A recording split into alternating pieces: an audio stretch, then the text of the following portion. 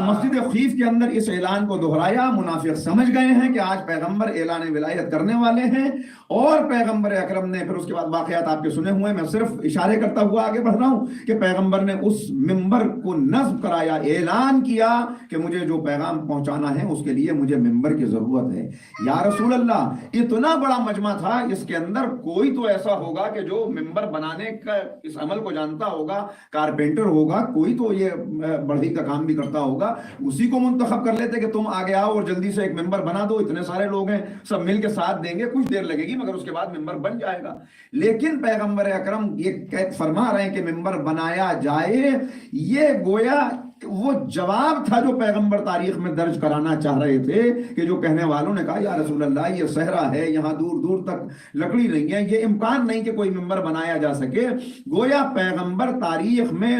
امت کی یہ صلاحیتیں واضح کر دینا چاہتے تھے کہ دیکھو جن کے اندر ایک ممبر بنانے کی صلاحیت نہیں ہے وہ صاحب ممبر کیسے بنا سکتے.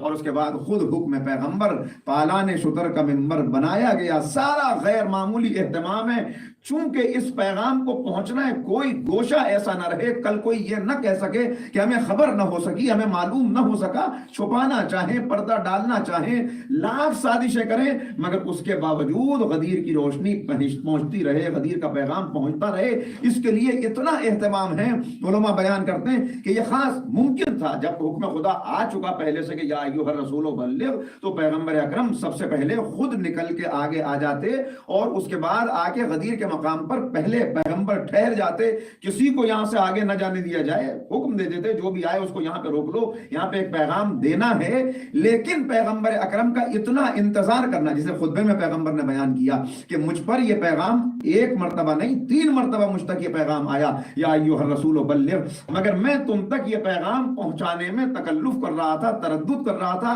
کیوں تردد کر رہا تھا؟ اس لیے تردد کر رہا تھا کہ میں جانتا ہوں کہ منافقین کی کثرت ہے, متقین کی کمی ہے. یہ پیغمبر اکرم نے واضح اپنے خطبے میں ارشاد فرما دیا. اس لیے میں انتظار کر رہا تھا یہاں تک کہ رب کریم کا یہ حکم آ گیا واللہ یعصمک من الناس, اے پیغمبر آپ اس پیغام کو پہنچائیے اور اللہ آپ کا سینہ سپر ہے. جب اللہ نے ضمانت لے لی, جب اللہ نے ذمہ داری لے لی, یعنی مجھے یہ کہنے دیجئے کہ پیغمبر اکرم تو ہر کام کو کرتے ہیں جو اللہ کا حکم ہوتا ہے, اللہ کے اشارے سے کرتے ہیں. ما ينطق عن الهوى ان هو الا وحی یوحی, یہ نبی اپنی مرضی سے کوئی خطاب نہیں کرتا سوائے اس کے کہ اس کے اوپر وحی نازل ہو, اللہ کا حکم ہو. تو پیغمبر چاہ رہے تھے یا ایھا الرسول بلغ کا پیغام آنے کے بعد بھی نبی کریم کا رکنا اور نبی کا توقف کرنا وہ اس لیے تھا کہ پیغمبر یہ چاہتے تھے وہ لہجہ آ جائے قرآن کا کہ جس لہجے کے آنے کے بعد آنے والی نسلوں کو اس پیغام کی عظمت اور اہمیت کا اندازہ ہو جائے کہ اے حبیب اگر آپ نے یہ نہ پہنچایا تو کچھ نہ پہنچایا.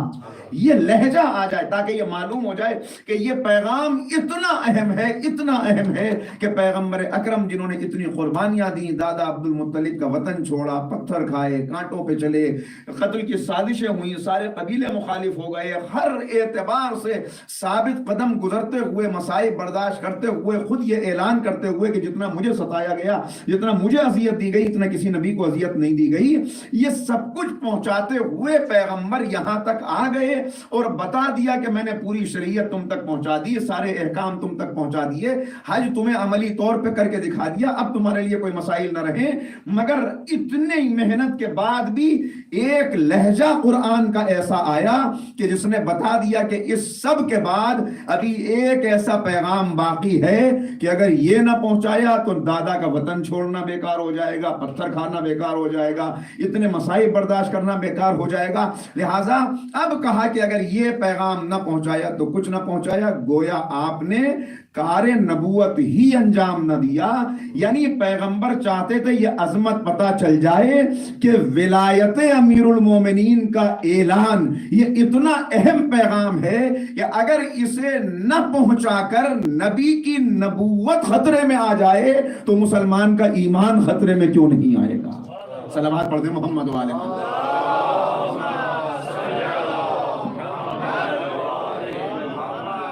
अच्छा, بعض लोग इससे ये अंदाजा लगा लेते हैं और थोड़ा सा एक तौहीन रिसालत का सा रुख निकल आता है कि गोया ये इतनी अहम बात थी कि इसे पहुंचाए बगैर नबी की नबूवत खतरे में पड़ गई, वो नबी को जो है अल्लाह ने डांट दिया, इस तरह का एक इंप्रेशन सा पैदा करने की कोशिश की जाती है। ये भी मैं आपकी खिदमत में अर्ज कर दूं कि ये कहना कि अगर ये ना पहुंचाया तो कुछ ना पहुंचाया, अगर इसे आपको समझना है तो आपको पलट के जाना होगा उस हदीस कुदसी की तरफ कि जहां अल्लाह रब्बुल इज्जत अपने हबीब के जरिए से ये पैगाम पहुंचा रहा है, लौला कलमा खलक़तुल अफ़लाक, कि हबीब अगर आपको खल्क करना मकसूद न होता तो हमने इस जमीन और आसमान को खल्क न किया होता, और अगर अली को खल्क करना मकसूद न होता तो हमने आपको भी खल्क न किया होता, और अगर फातिमा को खल्क करना मकसूद न होता तो हमने आप दोनों को खल्क न किया होता। जो पैगाम वहां पे है वही पैगाम यहाँ पे भी है। वहां कहा जा रहा है कि इनको पैदा न करना होता तो खल्क आपको न किया होता। क्या मतलब? यानी आपकी खिलकत का मकसद है कि बशरियत को मारिफत इलाही हासिल हो जाए, बशरियत को निजात मिल जाए, लेकिन बशरियत की यह निजात मुमकिन नहीं अगर आपके बाद दीन की हिफाजत करने के लिए अली न हो, और अली की तबलीग भी नामुकम्मल रह जाए और दीन मिट जाए अगर अली के बाद जनाब फातिमा ज़हरा के जरिए से हसन हुसैन का वजूद अक़दस न हो। तो जैसे वहां बताया कि वो नस्ल तैयबा न होती तो पैगंबर को खल्क न किया होता, ऐसे यहां बताया कि अगर अली की विलायत न होती तो आपकी नबूवत की सारी मेहनत रायगा चली गई होती। इतना अहम ऐलान है, इतना अहम पैगाम है कि जिससे मुसलमान आज बेखबर है, जिससे मुसलमानों की अक्सरियत आज बेखबर है। कहते हैं कि ठीक है, वो तो कहा अल्लाह रब्बुल इज्जत ने, हमने कहा क्या आपने नहीं पढ़ा, क्या आप नहीं देखते, आपकी किताबों के अंदर लिखा हुआ है इन्नमा वलियुकुमुल्लाहु व रसूलुहु। ये आयत कहाँ पे है कि अल्लाह वली है, उनका रसूल वली है, और वो वली है कौन? युकीमून सलात व यूतून ज़कात व हुम राकिऊन, जो नमाज को कायम करता है,